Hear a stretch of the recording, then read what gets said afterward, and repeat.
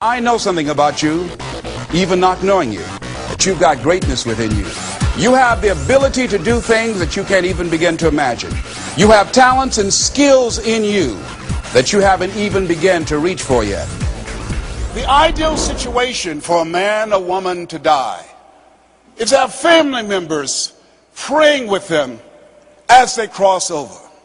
He said, but imagine, if you will, being on your deathbed and standing around your bed, the ghost of the ideas, the dreams, the abilities, the talents given to you by life, and that you, for whatever reason, you never acted on those ideas, you never pursued that dream, you never used those talents, we never saw your leadership, you never used your voice, you never wrote that book, and there they are standing around your bed looking at you with large angry eyes saying, we came to you and only you could have given us life, and now we must die with you forever. And the question is, if you died today, what ideas, what dreams, what abilities, what talents, what gifts will die with you? Maybe that's why Jim Rohn said, when the end comes for you, let it find you conquering a new mountain, not sliding down an old one. Maybe that's why Henry David Thoreau said, oh God, to reach the point of death, only to realize that you've never lived, only to realize that you've never scraped the surface of your potential. If you want to make your dream become reality, the people that are running at their dreams know that it's possible that you can live your dream, that it's necessary, that you're relentless, that you have a plan of action, that you are creative. See, there are two types of relationships. There are nourishing relationships and toxic relationships.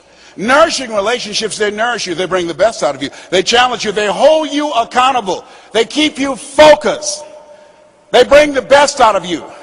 Toxic relationships, they drain you. There are some people that you will never be able to get into business with. Why? Because they know too much about you. And they can't forget that. They can't shake that. You've got to look at your relationships, and Jim Rohn said this, look at the people in your life and ask this question, what is this relationship doing to me? What is it doing to me? Am I growing spiritually, mentally, financially, intellectually? What is it doing to me? If you're a young person, does it put you on the honor roll or get you on the detention list? What is it doing to you? There's a new term in psychiatry called relational illness. There's some people that can make you sick. Well, can I change them? No. It's a full-time job changing yourself. And there's some people that are so negative they can walk into a dark room and begin to develop.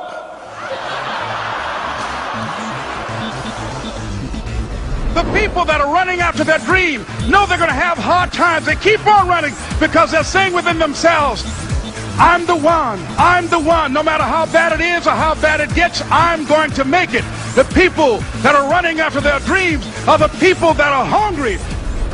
Most people never achieve their goals because they don't know that they don't know and they think they know. Most people are just like Zig, who's I consider the #1 motivational speaker on the planet.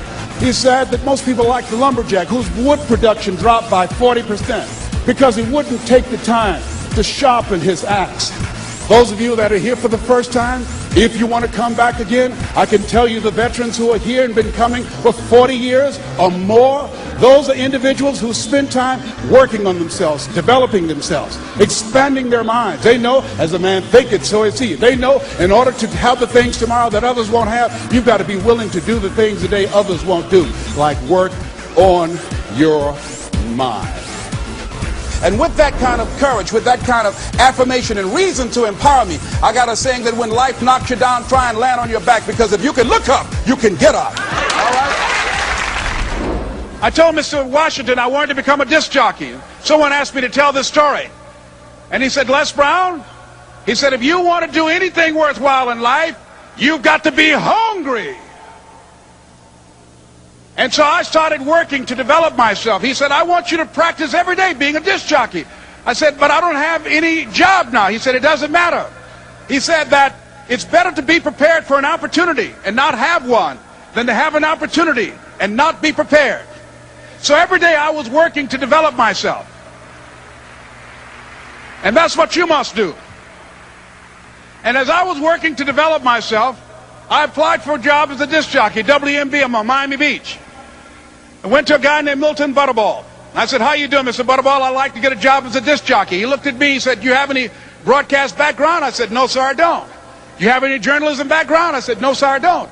He said, we don't have any jobs available. I said, yes, sir. I went back to Mr. Washington and I told him. He said, don't take it personally.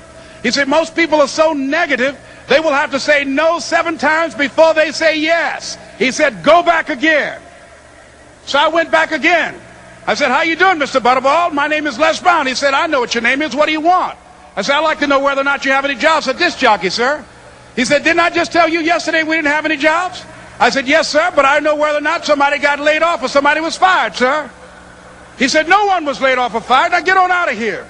I came back the next day. Hello, Mr. Butterball, how are you? He said, fine, what do you want now? I said, I'd like to know whether or not you got any jobs, sir. Didn't I tell you the last 2 days we didn't have any jobs? I said, yes, sir, but I don't know whether or not somebody got sick or somebody died, sir. He said, no one got sick or died. Now don't come back here and throw me out again. I came back the next day like I was seeing you for the first time. I said, hello, Mr. Butterball, how are you? He looked at me with rage. He said, go get me some coffee. I said, yes, sir.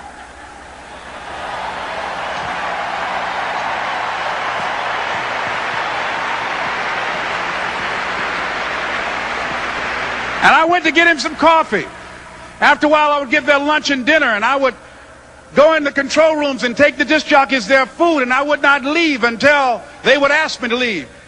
Then they started trusting me to pick up entertainers that came to town.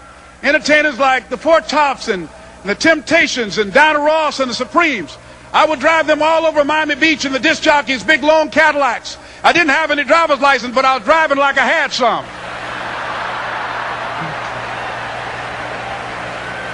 And one day, one Saturday afternoon, while I was at the radio station, a guy named Rock was drinking while he was on the air. I was the only one there, looking at him through the control room windows, walking back and forth, young, ready, and hungry. I was saying, drink, Rock, drink. Drink, Rock. I'd have gone to get him some more if he'd asked me to. Pretty soon the phone rang, and it was the general manager. And I answered the phone. I said, hello? He said, Les, this is Mr. Klein. I said, I know. He said, Rock can't finish his program. I said, I know. He said, would you call one of the other DJs in? I said, yes, sir. I hung the phone up. I said, now he must think I'm crazy. I called my mom and my girlfriend, Cassandra. I said, y'all turn up the radio and come out on the front porch. I'm about to come on the air.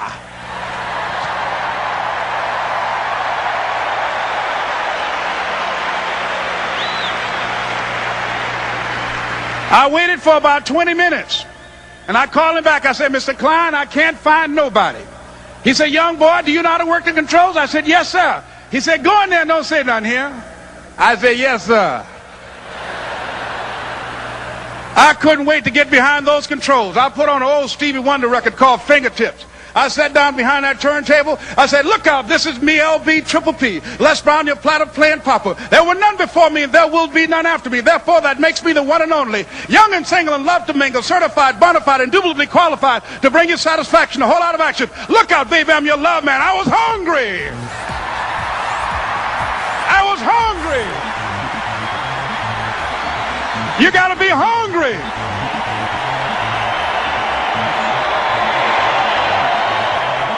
He talked about having personal growth before you can attain professional achievement.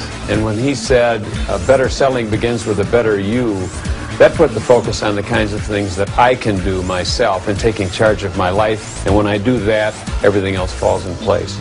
Les has the ability to inspire people to pursue their passion, to live their dreams. And whether they're in sales or personnel or whether they're just a machine operator, it's very, very important that you have some passion for what you're doing. And Les inspires people to have that passion.